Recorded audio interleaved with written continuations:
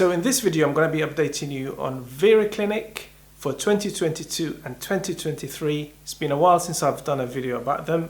And this video includes the feedback I received from people who've actually been to the clinic in the last year. So it is bang up to date. Keep watching.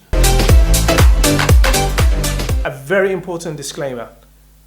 None of my videos, including this one, is a recommendation of any clinic because I have not spoken to you, I don't know your case, so how can I recommend a clinic? The only time I recommend a clinic is when you have a consultation with me. And by the way, I only do paid consultations, I don't do any free ones anymore. So please bear that in mind. You need to do your own research and be very careful how you choose your clinics. So when I did the original Vera Clinic video, I had the full information because I was in touch with a rep from the clinic who was able to give me full information. I sent him a long list of questions of, who the surgeons are, who the techs are, how you do, how many procedures per day, you do, and they were able to give me all that information, and then I was able to do a really detailed video. So it's been, 2 years since that video was done, and obviously things change. Things change with clinics, especially in Turkey, all the time. New surgeons join, old surgeons leave, techs join, techs leave, and the most important change is a lot of clinics, they scale up their business. What they do is they go from doing 2 or 3 procedures per day to doing multiple procedures per day, sometimes 10, sometimes even more. Because obviously the more procedures you do, the more money you make. It makes sense. This is why I always say you need to do up-to-date research. Don't assume a video from a year ago or even from a month ago is still accurate. Clinics change all the time. The first thing I need to share is that I have no problems with the plans of Vera. When I say the plans, I mean sometimes I refer certain clients to them and I say, Vera is probably suited to your case, so go there. And the clients then come back to me and show me what Vera told them in terms of, how many grafts, the technique, all that stuff.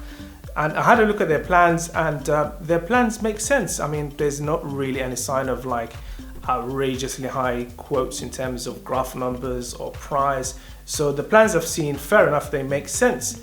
No problems with that. Second thing I want to share is basically some feedback I had from a couple of people who have gone there in person, actually flew out to Turkey and been to the clinic for the initial consultation and so on. One of them said that the experience was quite rushed.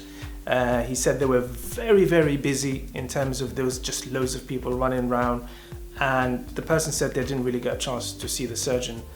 Who they saw is the manager, who saw them literally for a minute and then just gave them, this is what we're going to do, come tomorrow and then we'll do the procedure.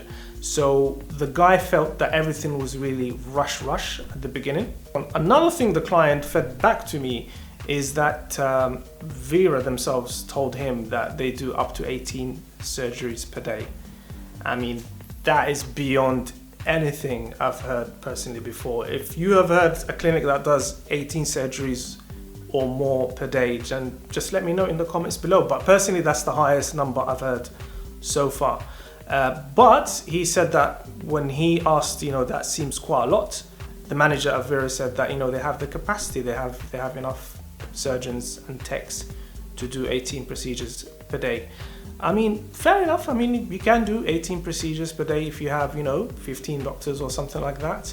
But what might be the case is that they have the techs doing most of the work with a few doctors supervising, because I just can't imagine a clinic employing, an army of doctors, say, 10 or more, just to do 18 procedures per day. It just makes more financial sense for a few doctors to supervise the techs. Am I surprised by both the amount of daily surgeries they do and the fact that things were rushed?